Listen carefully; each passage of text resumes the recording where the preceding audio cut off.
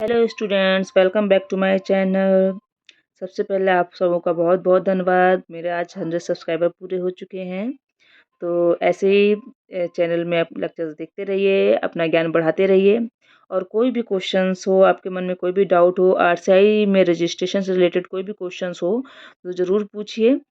और DSSB का form हो, सीटेट का फॉर्म हो, उससे रिलेटेड अगर आपके पास कोई भी क्वेश्चन हो उसको ज़रूर पूछिए, मैं उसका सारा आंसर दूंगी।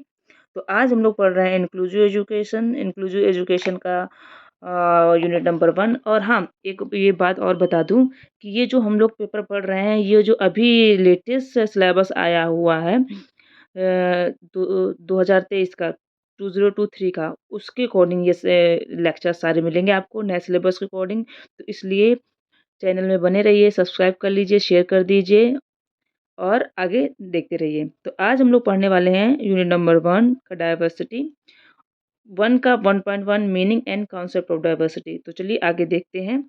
तो हम लोग सबसे पहले देख रहे हैं inclusive education unit number 1 diversity and inclusivity. इसका यूनिट 1.1 है meaning and concept of diversity. तो हम सबसे पहले देखेंगे कि डायवर्सिटी का मीनिंग क्या है, यानी डायवर्सिटी होती क्या है। डायवर्सिटी में देखते हैं, इसको हिंदी में बोलते हैं विविधता।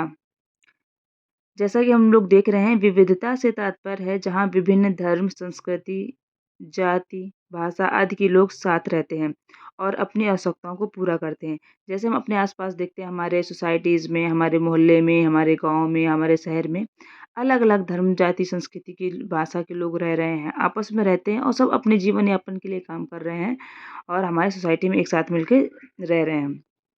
आगे देखते हैं हम लोग, थोड़ा सा डीप में पढ़ते हैं।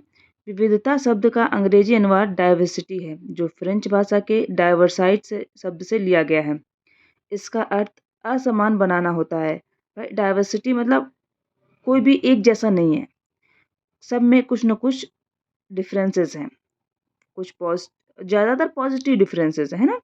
डिफरेंसेस दोनों हो सकते हैं, लेकिन हम यहाँ पर पॉजिटिव डिफरेंसेस पे ध्यान देंगे। ओके, जिसका अर्थ असमान बनाना होता है। जब विविधता शब्द का सामाजिक संदर्भ में प्रयोग किया जाता है, यह लोगों या व्यक्तियों के समूह को इंगित करती है जो किसी न किसी रूप में एक दूसरे से भिन्न होते हैं, डाइवर्स होते हैं, डिफरेंट होते हैं। ओके, इसका आशय मतलब इसका अर्थ लोगों में सामूहिक भिन्नता भी है। वे भिन्नताएं जो एक समूह से दूसरे को पृथक करते हैं। ये भिन्नताएं संस्कृति, भाषा, लिंग, धर्म, शारीरिक संरचना, सामाजिक एवं आर्थिक स्तर पर, पारिवारिक संरचना, योग्यताएं, मूल्यों एवं मान्यताओं से संबंधित हो सकती हैं।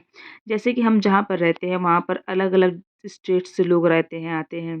ठीक है, उनका कोई उड़ीसा का है, कोई बंगाल का है, कोई पंजाब का है, कोई महाराष्ट्र का है, कोई यूपी का है, कोई उत्तराखंड का है।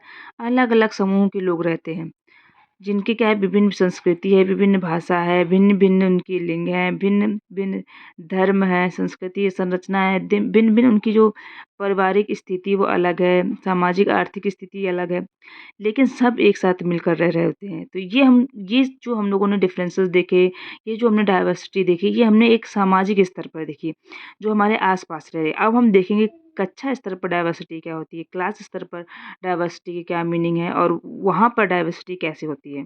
ओके, और हम लोग देख रहे हैं कि शैक्षिक स्तर पर या एजुकेशन लेवल पर डाइवर्सिटी क्या है। तो इसमें लिखा है शैक्षिक स्तर पर विविधता एक व्यापक पद है। एजुकेशन लेवल पर जो डाइवर्सिटी एक ब्रॉड पद है, जिसका अर्थ उन विद्यार्थियों से है जो एक दूसरे से भिन्न होते हैं। इसका अर्थ यह समझना है कि प्रत्येक विद्यार्थी अपनी अद्वितीय होता है। मतलब देखो, क्लास में हम देखते हैं हर बच्चा यूनिक है, हर बच्चा अलग है, यूनिक है। तो ये है, ठीक है। आगे हम देख रहे हैं, तथा उस व्यक्तिगत भिन्नताओं इंडिविजुअल डिफरेंसेस की पहचान विद्यार्थियों में विद्यमान होती है। विविधता विद्यार्थियों में होने के कारण कक्ष में, क्लासरूम में, क्लास की एनवायरनमेंट को सीखने सिखाने के लिए अधिक इंटरेस्टिंग, रुचिकर, जीवंत मतलब लिवली, उत्पादक मतलब प्रोडक्टिव बनाने में सहयोग करते हैं। मीन्स कक्षा में अधिगम आसान, रुचिपूर्ण, प्रोडक्टिव बन जाता है, जिससे बच्चे सीखने की प्रक्रिया में रुचि लेते हैं, कक्षा की एक्टिविटीज़ में भाग लेते हैं और पार्टिसिपेट करते हैं। ठीक है, इससे यह भी पता चलता है कि हम शिक्षाओं, एजुकेशन को दृढ़ सीमाओं हार्ड बाउंड्री लाइंस में डिवाइड नहीं कर सकते हैं। ये व्यक्तिगत भिन्नताओं इंडिविजुअल डिफरेंसेस को उत्सव के रूप में मनाते हैं तथा प्रत्येक विद्यार्थी विभिन्न विविधता के प्रति जानकारी प्राप्त कर सकता है। विविधता के द्वारा कक्षा के सभी विद्यार्थियों का सम्मान व शैक्षिक संस्थानों में निष्पक्षता, समता, इम्पार्शियलिटी, समानता, इक्वलिटी तथा समावेशन इंक्लूजन का प्रोत्साहन मिलता है। हमने यहाँ पे जो पढ़ा उसका मीनिंग ये लैंग्वेज पढ़ी, इसका मतलब ये था कि हमारे जो क्लास में हैं वो उसमें अलग-अलग डिफरेंसेस के अलग-अलग डाइवर्सिटी के बच्चे आते हैं और होते हैं। और हर बच्चा अपने आप में यूनिक होता है। कोई बच्चा क्विक सीखता है, कोई बच्चा ड्राइंग में अच्छा होता है, कोई सिंगिंग में, कोई सिंगिंग में, कोई डांसिंग में, कोई क्राफ्ट में, कोई अ, अच्छा वक्ता होता है, स्पीकर होता है, कोई अच्छा लिसनर होता है।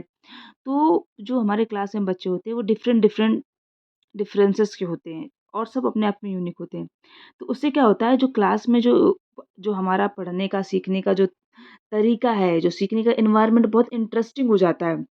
क्योंकि हर बच्चा अपने अलग क्वेश्चन पुट अप करता है, अपने आइडियाज़ शेयर करता है, जिससे क्या होता है, जो दूसरे बच्चे होते हैं वो भी सीखते हैं।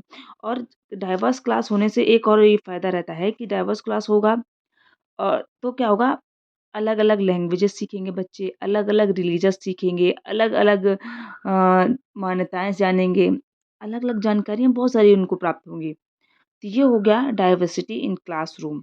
अभी तक हम लोगों ने देखा diversity in society and diversity in classroom. और क्लासरूम हम लोग इंक्लूसिव एजुकेशन पढ़ रहे हैं, बच्चों से रिलेटेड पढ़ रहे हैं, तो इसलिए डाइवर्सिटी क्लासरूम समझना बहुत ज़रूरी था। अब हम लोग इसमें थोड़ा-सा देख लेते हैं स्पेशल बच्चों का।